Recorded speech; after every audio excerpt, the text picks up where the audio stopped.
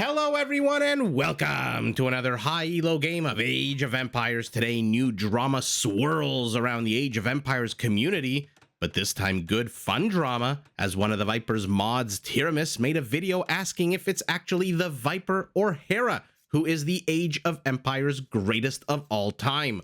So naturally, after watching that video, I simply had to cast a game between Hera, playing as the Armenians in blue, and the Viper, playing as the Georgians in yellow. Now, while the players heard their herdables explore their immediate surroundings very far afield and try to get their butts up to Feudal Age as fast as possible, why don't we take a look at the civilization matchup we'll be watching today. Now, the Armenians, we saw them yesterday. We saw Hera playing them yesterday. I'm not going to spoil what happened in that game, but if you haven't seen it, you definitely need to go and check out yesterday's game. An absolutely epic game between Hera and Vivi. In any event, the Armenians, a infantry forward civilization with a few cool backup units.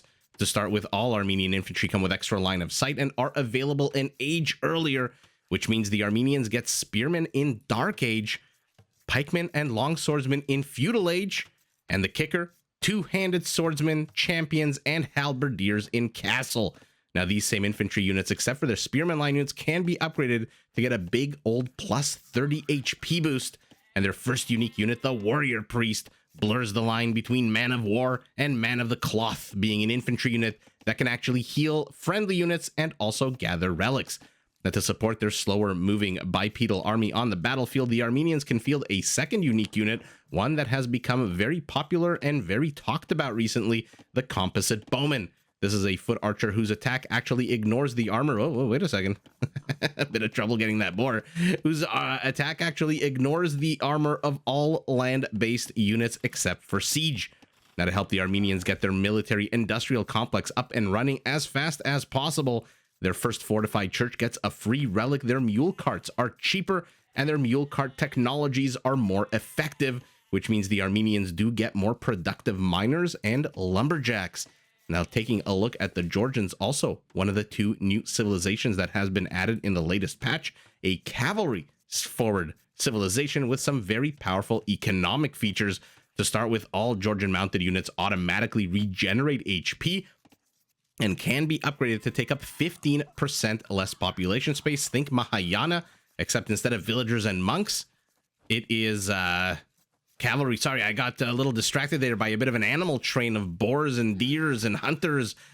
Wow, the just versatility of the mule cart being on display literally at the start of the game. These lumberjacks just became hunters immediately, and they didn't need to build no secondary structures, no mill, no nothing to do that. In any event, this cavalry version of Mahayana and the automatic regeneration of HP does help the Georgians mass their unique unit, the Manaspa, a tanky cavalry unit whose attack actually increases when other Manaspas or Nightline units are in the vicinity.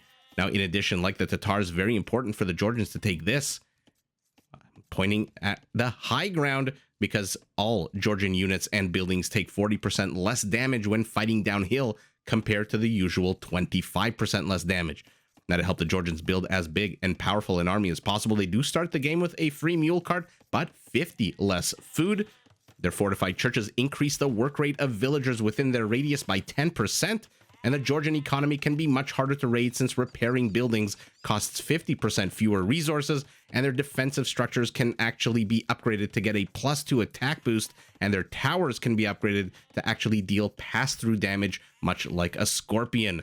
Those are the two civilizations, one very infantry focused, one very cavalry focused. We'll see if the Viper, who is currently housed, doesn't really matter because he is heading up to Feudal. Actually, both of the players are housed. Look at that. Is anyone building a house at all, or is it still too early as they just clicked up literally 1 second apart, with the Viper a little tiny bit ahead of his opponent as he constructs a second mule cart here.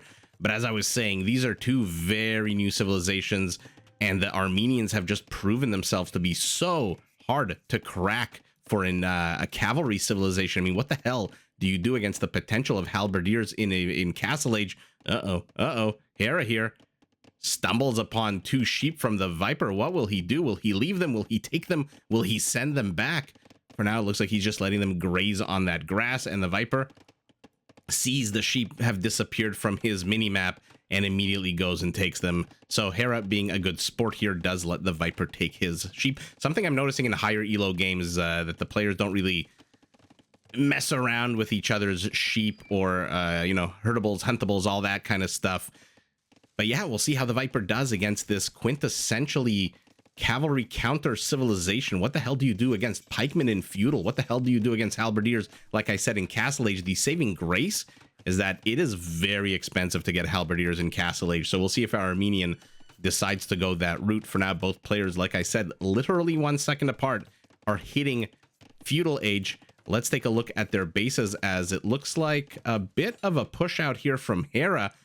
Now, he has favored a spearman push of late versus a militia line push, his logic being that the spearman moves quicker, comes with an attack bonus against cavalry, and because it does move quicker, does also allow to pick off villagers much more readily and much more easily. We'll see if that actually happens here.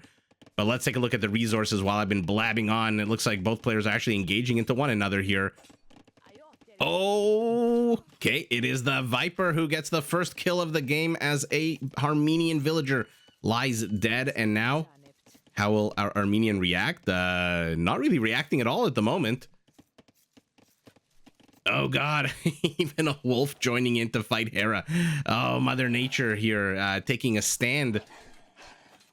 But the wolf gets tripled up on. In any event, like I said, let's take a very quick look at the resources while Hera's units continue, let's say, exploring the southern reaches of the Viper's base. Where's the Viper's primary gold and stone? Nice and secure in the back for both of these.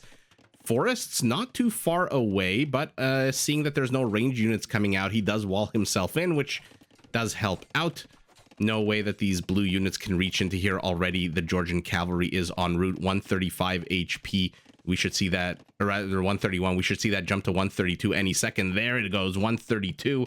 The longevity of these Georgian cavalry units is just absolutely bonkers. Right now, because we're in feudal, they regenerate 5 HP a minute. In castle, they regenerate 10, and in imperial, 15 HP per minute, which seems kind of low. I mean, the berserker is 40 HP per minute. But ultimately, if you can keep your Manaspas, if you can keep your Cavaliers alive, because I don't think the Georgians get Paladins, 15 HP per minute is not too bad. That basically means an extra attack needed to kill them if you wait a minute or two.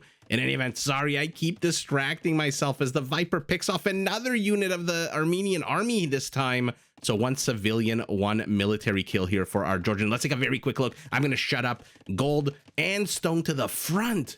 Hera here at a massive disadvantage when it comes to location of resources, with both his primaries in the front, whereas our Georgian, both the primaries are in the back. Wall off, not too easy here for the Viper, although he's choosing to go funnel instead of full wall off, knowing that his opponent is Armenian. Obviously, he knows he's Armenian. He knows it's an infantry civilization, so he's not exactly going to come across any quick moving units. So any infantry that moves through here might think twice if it has to go through a town center. What about Hera's? Also, he is very open to the north, where the Viper is completely open to the south, although both players starting to wall themselves in. Hera carving out a decent chunk of the map. I love, usually when you have a lake that's part of a wall off, it is very annoying, but this one extends all the way to the edge of the map, and there's a forest all the way there. So a good location for a wall. By the way, that is a very thick forest. I want to take a look at that forest once this battle ends or begins or something. Both players kind of just tickling away at each other. A bit of a pillow fight happening here between these two armies. Look at this forest. This is a nice forest. I mean, this is a good chunk of tiles that you don't have to build anything to defend, and Hera knows that. And so his wall off here, pretty damn good. He's carved himself off a nice juicy chunk of the map. It looks like he's continuing the funnel shape here, right as the battle enters another stage, a stage where Hera finally gets not 1 but 2 kills, but loses a skirmisher of his own. So the Viper's base a little bit more open in all respects. I'm looking at the mini map, as I probably should be looking at this battle. It looks like the Viper is going to disengage here. Oh, never mind. He's using the mobility of the scouts to try to get try to get some HP off of these skirmishers. Hera peels one scout, the weaker scout, of course. He loves doing this. A fantastic use of a weaker unit with 6 HP to go and scout around the map for relics, most likely. The Viper's got to disengage here. No way he can engage into one spearman with an already bruised scout. But look at the Viper's base. Open to the north, open in the south. The back is not terribly hard to wall off, but all of a sudden, Hera is starting to apply the pressure here. 9 army count to 5, 37 villagers to 34. Viper making use of his resources as part of the wall off, but that just makes them more exposed to skirmishers. Now, the skirmishers are not going to kill these villagers. Look how little damage they actually end up doing to these villagers, especially once they get loom. But what they will do is make sure that the villagers can't mine gold, the villagers can't repair structures, so that Hera can just bust right into here. Every time he tries to mine anything, she collected 1 ingot of gold before she was finally knocked off of there. And Hera has gone full wall off. Now, don't get me wrong, both of these civilizations do benefit from full wall offs. These are civs whose strength, in my opinion, let me know in the comments, agree, disagree, more of a mid to late mid game strengths, right? They're kind of like the Romans in that respect, where I think they both peak in Castle Age. I think. Now, to get to Castle Age, you have to be nice and safe from your opponent, especially when your opponent is Hera. You really want to be safe. You do not want Hera busting into your base. But we'll see. Both players are heading up to Castle Age, so I guess they kind of agree-ish with me, even though they did engage in a good amount of Feudal Age aggression. Not really anything game-ending or unit-ending. Viper throwing away a bunch of HP off these scouts, but we'll get both spearmen, and all of a sudden... all of a sudden, Hera's army is incredibly exposed, manages to pick off one skirmisher with his last dying breath, but there is a pile of skirmisher bodies next to their javelins, and the Viper takes the kill lead 9-6. But Hera's here with 3 villagers. Okay, he's getting the pikeman upgrade. He's heading up to Castle. He'll hit Castle about 20 seconds, about 1 villager ahead of his opponent. What did I just hear? I just heard the spearman get that last scout as the front to move forward, but this time they discover, hey, wait a second, what was open before is no longer open. And oh my goodness, Hera with the Armenian bonus. Remember, their first fortified church comes with a relic automatically, and the way fortified churches work, they fire arrows when 2 things are inside. The first is a relic. 1 relic adds 1 arrow, and the second is villagers. And so this fortified church, I was stumbling to say monastery, this fortified church automatically comes with an arrow already being fired, and now he's starting to pump out the warrior priest. That is now the Viper who needs to abscond. Lost one of his scouts. We'll have seen it in picture. Somewhere here is a dead yellow horsey. We've seen this more and more, players building town centers on the front lines. And Hera, oh my goodness, he wants to get the secondary gold of his opponent. He knows he can't lame this gold, not now that there's a fortified church in here, now that there's a town center. Pikeman versus pikeman. And like I said, in theory, it sounds amazing to say, look, I get champions in Castle Age. try to contest the Armenians in Relic Gathering. But as I was about to say, oh my goodness, I am even more interrupting of myself today than I've ever been. Try to get champions in Castle. Try to get halberdiers in Castle. It is an expensive proposition. And so you do have to sacrifice to get that. Uh-oh. Oh no, he tethers them to the skirmisher and they move super slow. And the slow movement means that these pikemen close in and do manage to get 1 knight. And it is now Hera who takes the kill lead. Although militarily similar kills, he still hasn't killed any villagers. A 3rd town center. Now you might be looking at his base and say, where's the 3rd? 1, 2. Well, he built it right here in front as these rams are demolishing everything in their way. The Viper within a very emergency siege workshop here. But the warrior priests have something to say about that as the pikemen engage here again. Oh, they'll get another knight. Or maybe not. The knight absconds. What was the point of that? Viper is playing with fire here, but he's keeping these pikemen around long enough for the town center to absolutely kill them. And the knight has to defend against this ram. Doesn't care that he's taking a bit of arrow fire. 2 relics is why you see 2 arrows being fired at that knight. Hera is just on fire right now. He's got a tiny little army lead, 9-7, and of 9, 3 of that is in rams. Both the infantry is enough to zone these cavalry units away. He doesn't even need monks, although he's got 2 of them. What are you? You are 2 warrior priests. You got another scout protecting this relic. No doubt a monk will be heading there shortly. One of these 2 will probably be heading in there, down there rather. And our Georgian responds with a counter to the rams, but Hera counters the counter with a mangonel of his own. He's getting redemption. He's getting sanctity. He is going full balls to the wall monastery tax right now. Not exactly the cheapest. He needs all 16 villagers on gold that he has. And look at the Viper's forward position. It's gone. His base has been cracked open. This is the last structure here. All of a sudden, the ooey gooey inside of the Georgian base is ripe for the taking. And Hera is just building an unassailable army. What the hell can a cavalry civilization do against this? Monks for knights, pike for knights. This guy's healing anything and everything. I wonder why the monks aren't jumping in with the healing. And now with redemption, he's going to try to convert the mangonel as well. Both mangonels. Okay. Let's see what happens here. The conversion lines are getting fainter and fainter. The monks cannot engage underneath the town center. They will die immediately.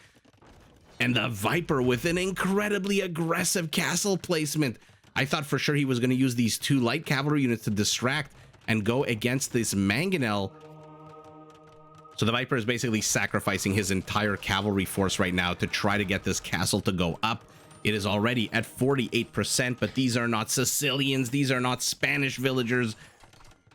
That being said, there's a good amount of them. How many? 10 villagers building this castle. A converted knight turns against his teammate and guns down the last siege unit. I should say second last, as a actual last one pops out. And all of a sudden, the Viper is secure. Not much that Hera can do here right now. He can't really push in with these rams anymore with the mangonel out. But where the hell's the mangonel going? What does he think he's going to do? Okay, so he's attacking the one monastery. Again, I said monastery. The one fortified church that doesn't have any relics in it. And now the Manaspas are out. What an absolute baller hold out of the Viper here. I thought I saw a wild animal attacking something here.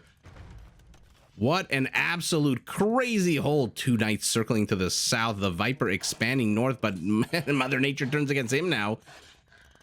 He's expanding this way as well. I mean, this is an absolute turtler's delight. If you are a player who loves to turtle up, who loves to sit back. Oh, excuse me, I have to cough. I'm going to mute my microphone for a second. Sorry about that. If you are a player who loves to sit back, build your economy, turtle up, you definitely need to try the Georgians. I mean, look at the spread of these fortified churches. So any villager within an 8-tile radius, I mean, their range is 6 for attacking, but any villager within an 8-tile radius works 10% more efficiently. Oh, I should say 10% faster, not more efficiently. Well, I guess that's the same thing in Age of Empires, right? What an absolute loss of more siege units. Where does this Manaspa think he's going? Okay. Oh no, it looks like the waypoints are set very poorly here for the Viper, who has 6 Manaspas, so there should be a +1 attack on them now. Even though he doesn't have forging, he's going straight for the knights. One, though, gets converted, which means the other ones lose their +1 attack almost instantaneously. But he doesn't care. He's not here for a long time. He's here for a good time to snipe monks and siege. Ooh. I was also just thinking recently, before the game, before this game, if you're ever playing on a map, oh my goodness, the Viper's busted into the forward position of Hera's base now. Converted Manaspa bites the dust. But if you're ever playing a game where it is a win condition to get all the relics, like a relic victory or a wonder victory, but more specifically a relic victory, good luck if your opponent is the Armenians, because again, they start with a free relic, which means they get that one relic and you don't. Where is the Viper going? He is going with a semi but not really aggressive castle placement as the last of his knights bites the dust here in the forward position of Hera's base. But Hera's attack has stalled. What is going on here? Both fortified churches are down. All of a sudden the relic count is evened up, and even though our Armenian has 2 Manaspas of his own, I mean, what do? Your attack is completely stalled. And now your opponent is attacking you. He doesn't see the castle yet. He'll see it when it completes and starts firing down on these houses. By the way, what are we working with here? 12 Manaspas, no actual attack upgrade at the top right of our screen. So this should be a +2 attack. There it is. The Viper just opting to go full on Manaspa quantity over the quality of upgrades. And now he walls himself and doesn't want any kind of headache from these pikemen, these warrior priests, as he penetrates the back. And all of a sudden Hera's economy is scrambling to get into the town center, and a castle going up. We'll see how much damage he can do here, the Viper, while at the same time getting his castle up to the front. He's now taking the gold of his opponent, just like Hera did to him. Now, there was a glitch recently where these Manaspas, I don't know if it's been fixed. Actually, oh my god, we do have, no, Hera's an Imperial, never mind. There was a glitch where these Manaspas were destroying town centers. Oh my god. Oh my god. Oh my god, the Viper just got Vipered! There's a palisade here. The Viper just got Vipered! And the castle goes up! What the hell just happened at the 36-minute mark of the game? We are going to have to rewind at the end of the game to see, no matter who wins. That was an amazing move out of Hera. He just gutted this Manaspa count by half. More than half. And look at the remaining HP. He is in Castle Age, the Viper, nowhere close to going up to Imperial. He's down 10 villagers, down 14 army count. And these Manaspas, take a look at the bottom of your screen, are regenerating HP, which is a super cool feature to see happen in real time. Oh, let's see how many conversions Hera gets here. He focuses immediately 4 monks. He gets 1. So a bit of an altered smush here by our Armenian, who now gets block printing. So these monks will come with extra range and be able to convert the Manaspas from even further away. The problem for the Viper is Hera's an Imperial, which we all know means Trebobluches, I believe is the way you pronounce him.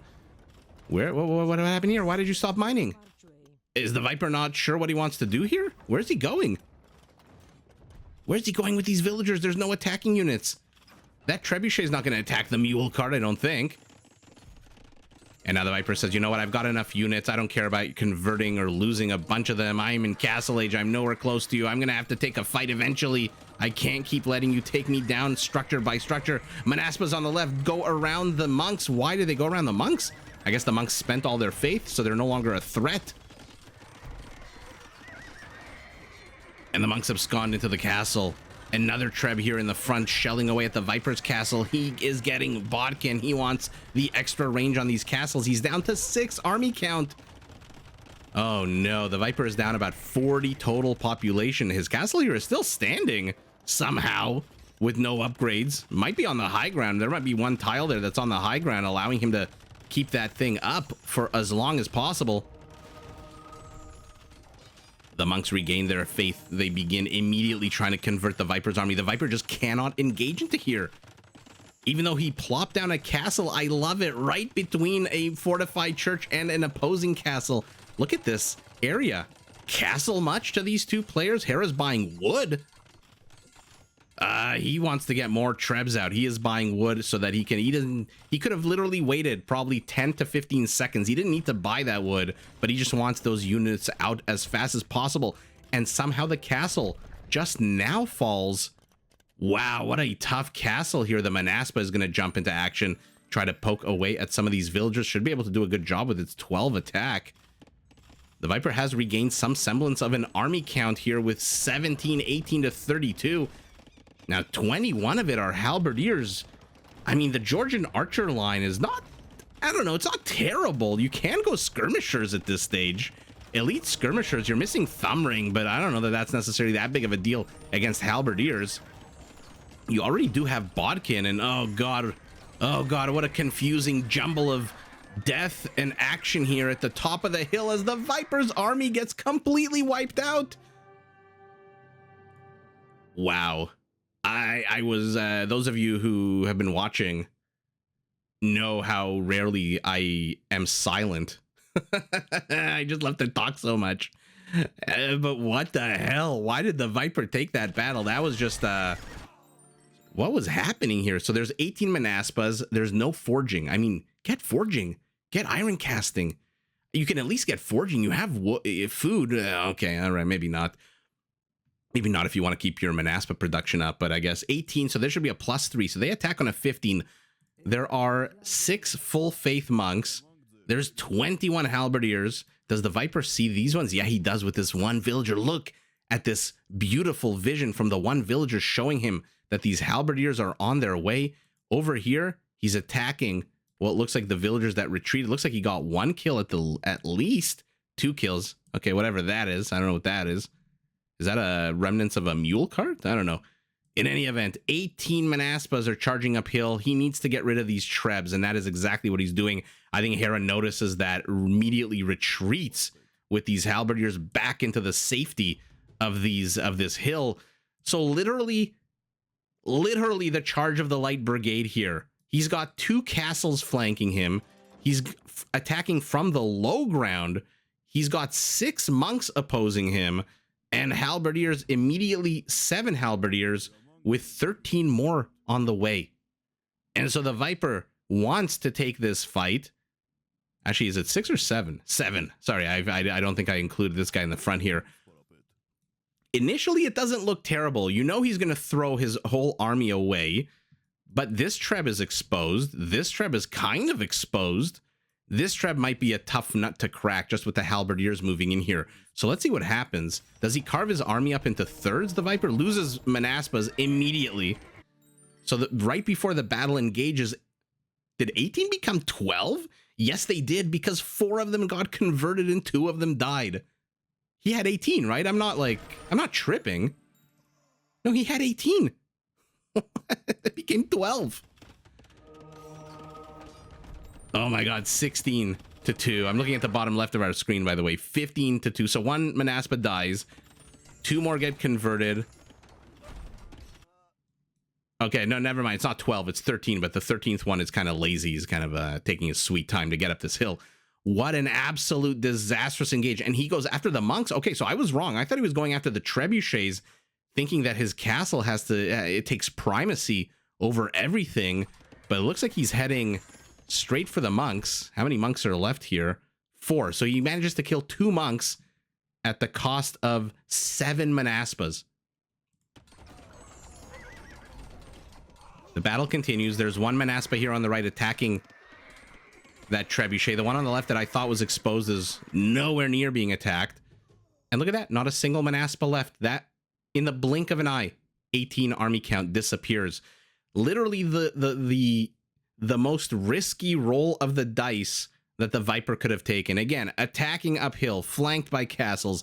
Not 1, but 2 counter units engaged over here. But really, I mean, that was just a terrible engagement there for the Viper. I feel like he knew that. He must have known that. There's no way he didn't know that he was going to lose his entire army. I'm just surprised that he went after the monks. At the end of the day, he got... Oh, look at that. He actually got all 6 monks. Oh, well, look at that. Okay. So he did manage to get 6 monks, but the Trebs are still here. The Trebs get the castle. But really, what the hell happened here? What was that? What did I say at the 36-minute mark of the game? Okay, so this is a little bit further behind. Man, a lot of good rewinds in this game. Okay, so the Viper here, 14 Manaspas. Their HP down about 300. No biggie. Being chased away by halberdiers. He knows that there's an exit here between these houses. Or does he have vision? Yeah, he has vision with the castle. So he knows that exit still exists. So he tries to head there. I want to see... Okay, so Hera... Okay, there's the palisade that goes down. And this is inaccessible to the north because the gold and the house make a wall off. Now the palisade makes a wall off. The Viper doesn't realize, continues moving this way. Hera takes this opportunity to build a house. Now this is the real, look at that. Look at the race. What's the expression in horse racing? Horse racing when the horses are neck and neck. A photo finish. Literally a photo finish. This villager gets there a split second before the Viper's army. And look at that. He was literally one tile away. And the Viper just gets Vipered. Now, here's the question. Should he have just attacked this gate? Right? I mean, right now it has 15 HP and he's got 11 Manaspas left. So 3 of them bite the dust. These halberdiers putting in the work, getting the kills. Should he have just attacked the gate? He probably would have lost 2 more Manaspas to the halberdiers, but he would have saved the other 9. In any event, what ended up actually happening? Oh, so he's just bouncing back and forth. Maybe he wasn't looking at this part of the map. The halberdiers just keep picking off more and more HP, and he goes after this weakened house.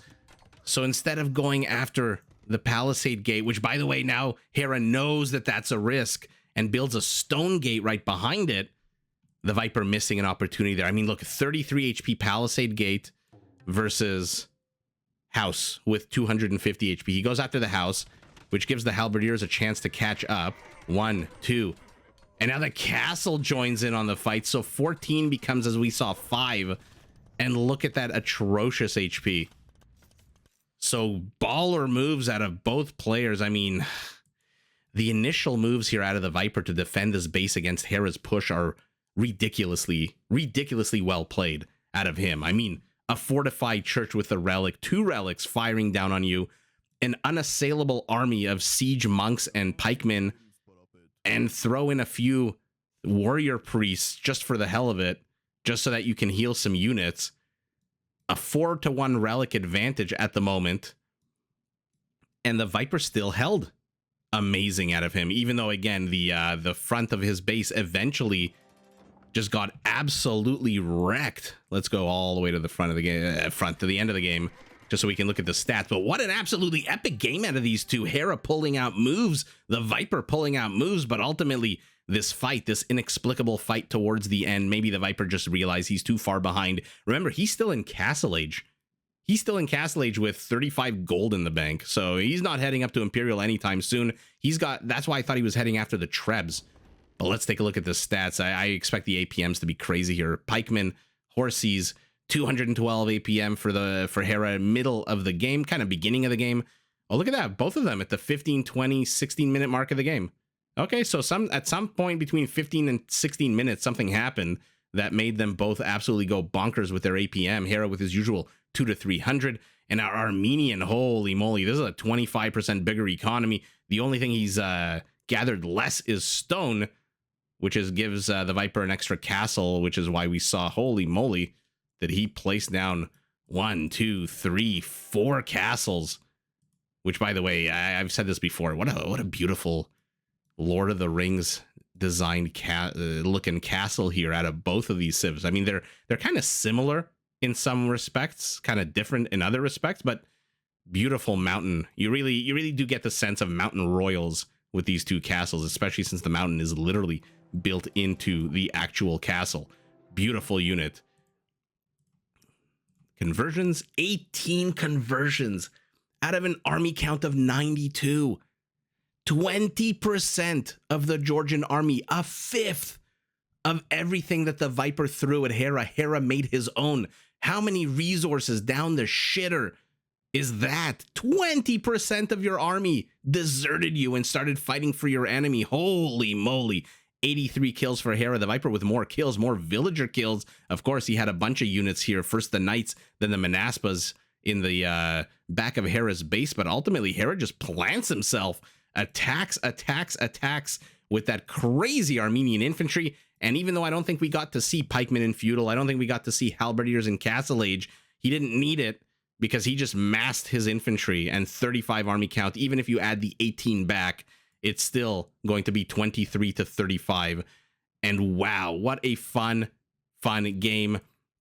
I leave it up to you to decide who is the GOAT, who is the greatest of all time. I will put a link to Tiramis, I'm sorry if I'm pronouncing your name wrong, to his video in the description. Definitely check it out. It's a pretty cool, well-made, semi-documentary style video. It's about 17 or 18 minutes. Highly recommended. Grab your lunch, grab your dinner, your breakfast, whatever. As you're sitting on the subway like I used to do on my way to work, pop up a video. and just watch it. It's a pretty cool trip down memory lane for the past decade, and then finally posits the question that we all want to know: is who actually is the greatest of all time? And some people will say the Viper, some people will say Hera. In my mind, it is always and always will be Jerry. To those of you who were active with our live streams in the month or two before my idle villager came along and absolutely wrecked my live streaming schedule, we followed a player named Jerry, who just was pretty much the greatest of all time. Although I will say the goat of Black Forest, Rage Forest, maybe not Arabia. In any event, let me know what you think in the comments below. Who has the esteemed title? I honestly don't know. I honestly don't care. I think when these two players meet, we're all winners. And just the level of gameplay is insane. I mean, it's only a 42-minute game. The kill count is sub 200 for the entire game. But holy shit, did we have an entertaining game out of these two titans of Age of Empires. And regardless of who the GOAT is, regardless of Hera taking this particular W, I really do want to say Happy New Year to everyone as the new year approaches. Happy holidays to everyone as the holidays approach, and to Hera and to the Viper. Thank you for playing this game, and GG to both players. Did you enjoy this video? Check out these other clips and make sure to subscribe and enable notifications so that you're notified of my latest uploads.